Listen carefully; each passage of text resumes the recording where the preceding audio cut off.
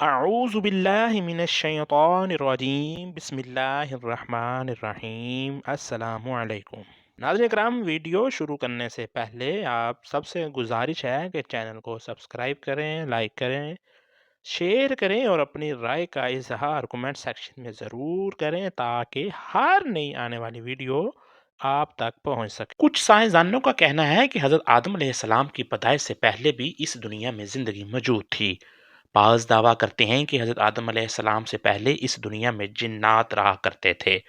جنات پہاڑوں، میدانوں اور ہر جگہ قبیلوں کی شکل میں آباد تھے۔ اکثر سائنسدانوں کا خیال ہے کہ اس زمین پر حضرت آدم سے پہلے بھی کروڑوں سال تک ڈائناسور نے حکومت کی ہے۔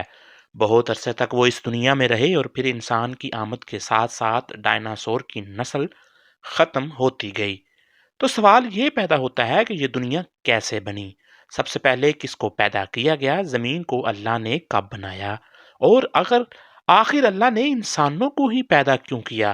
اب سب سوالات کے جوابات جاننے کے لیے ویڈیو کو لازمی دیکھیے۔ اس میں کوئی شک نہیں کہ زمین و آسمان بلکہ اس کائنات کی ہر چیز اللہ ہی نے پیدا فرمائی ہے۔ قرآن پاک میں اللہ تعالیٰ نے ارشاد فرمایا ہے کہ وہی ہے جس نے آسمانوں اور زمین کو 6 دن میں پیدا کیا، پھر عرش پر جلوہ فرما ہوا، اور وہ خوب جانتا ہے کہ اس چیز کو جو زمین میں جائے، جو اس سے نکلے، اور جو آسمان سے نیچے آئے، اور جو کچھ اس میں چڑھ کر جائے، اور جہاں کہیں تم ہو وہ تمہارے ساتھ ہے، اور اللہ تمہارے اعمال کو دیکھ رہا ہے۔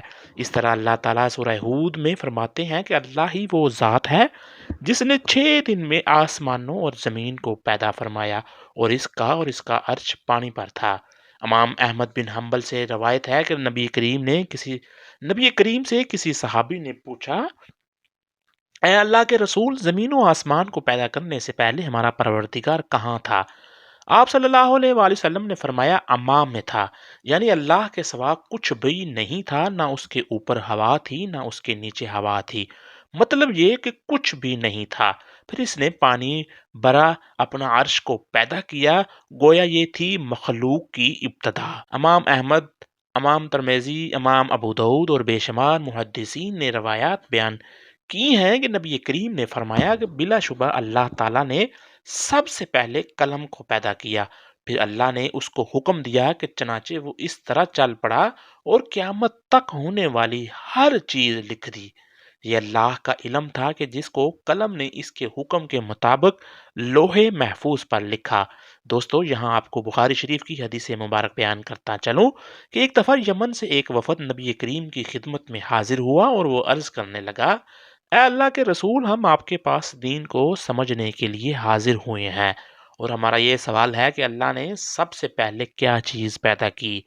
آپ نے فرمایا، اللہ تھا، اس سے پہلے کوئی چیز نہ تھی، اس کا عرش پانی پر تھا، پھر اس نے لوح محفوظ پر ہر چیز لکھ دی اور آسمان اور زمین کو پیدا کیا، یعنی ابتدا میں پانی پر عرش کی تخلیق ہوئی، پھر قلم کی پیدائش ہوئی، اس نے سب کچھ لکھ دیا۔ علماء اکرام کا بیان ہے کہ قلم کے فوراً بعد لوح محفوظ کو بھی پیدا کیا گیا، چنانچہ قلم نے لوح محفوظ میں ہر چیز لکھ دی۔ اس کے بعد کائنات کی باقی مخلوقات، آسمان، زمین کا وجود آیا۔ دوستو، اب سوال یہ پیدا ہوتا ہے، اللہ نے جو چیزیں سب سے پہلے پیدا کی ان کی ترتیب کیا ہے؟ مطلب پہلے کس کو پیدا کیا اور بعد میں کس کو؟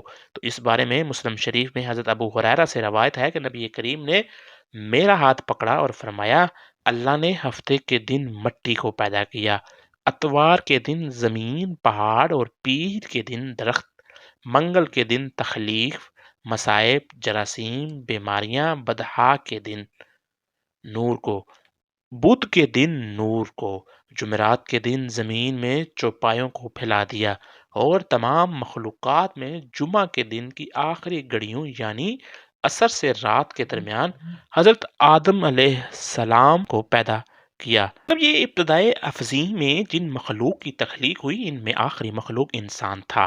اس حدیث میں مختلف حالات کو نہایت وضاحت سے بیان کیا گیا ہے۔ اس سے بخوبی پتہ چل گیا کہ ابتدائی مخلوقات کی تخلیق کیا تھی۔ ان میں سے آخری نبی آدم علیہ السلام تھے، جبکہ آدم علیہ السلام نسل انسانی میں سب سے پہلے اور تمام انسانوں کے باپ ہیں۔ انسان سے پہلے فرشتے اور جن پیدا ہو چکے تھے۔ صاحب عقل مخلوقات میں سب سے پہلا نمبر فرشتوں کا، دوسرا نمبر جنوں کا، آخری نمبر انسانوں کا ہے۔ فرشتوں کا اصل ٹھکانہ آسمان ہے۔ اللہ تعالیٰ نے سورہ شورى میں فرمایا، قریب ہے کہ آسمان اپنے اوپر سے پھٹ پڑے اور تمام فرشتے اپنے رب کی تسبیح اور تمہید بیان کر رہے ہیں اور زمین والوں کے لیے استغفار کر رہے ہیں۔ خبردار، اللہ تعالیٰ معاف کرنے والا اور رحمت کرنے والا ہے۔ مسلم شریف میں ہے، سیدہ عائشہ سے روایت ہے کہ نبی کریم نے فرمایا، فرشتوں کو نور سے، جنوں کو آگ سے پیدا کیا گیا اور آدم کو اس چیز سے پیدا کیا گیا جو تمہارے لیے بیان کر دی گئی، یعنی مٹی سے۔ فرشتوں کی تخلیق کے بعد جنوں کو پیدا کیا گیا اور جنوں کو بھی انسانوں سے پہلے پیدا کیا گیا تھا، جیسا کہ اللہ تعالیٰ سورہ حجر آیت نمبر 27 میں فرماتے ہیں، اس سے پہلے جنات کو ہم نے لو والی آگ سے پیدا کیا۔ جنات کے بارے میں بہت زیادہ آیات اور احادیث موجود ہیں۔ اللہ تعالیٰ فرماتے ہیں کہ جنات کو آگ کے شعلے سے پیدا کیا گیا۔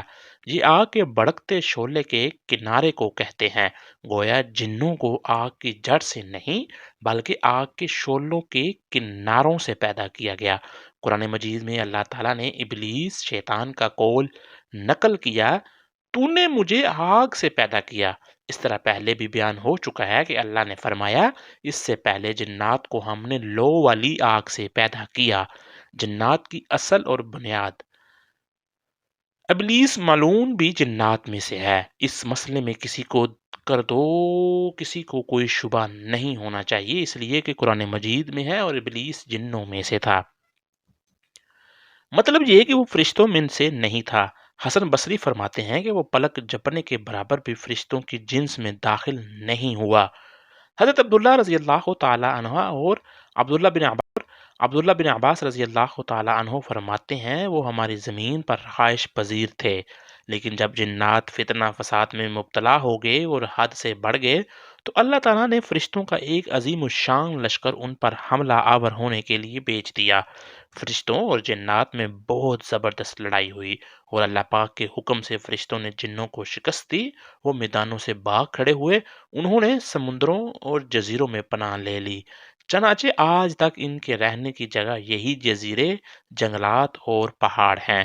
اس واقعہ کے 2000 سال بعد اللہ نے حضرت آدم اور حوا علیہ السلام کو زمین پر اتارا، پھر اللہ نے ان تمام انسانیت کی نسلیں چلائیں۔ ایسے ہی ایک دن اللہ رب العالمین اس زمین پر انسانوں کو دیا ہوا وقت ختم کر دے گا، اور جیسے یہ دنیا بنی ایک دن ویسے ہی ختم ہو جائے گی۔ آخر میں دعا ہے، اللہ پاک ہم سب کو موت سے پہلے نیک اعمال کرنے کی توفیق عطا فرمائے۔ آمین۔